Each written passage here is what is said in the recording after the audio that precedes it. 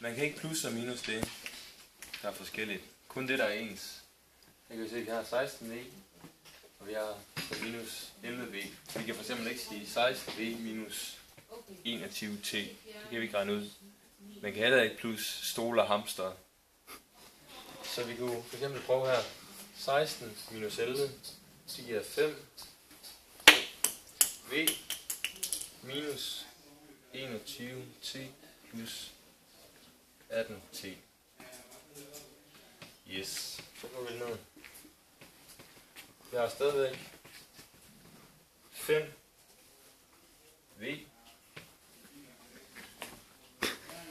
minus 21 plus 18, det giver 39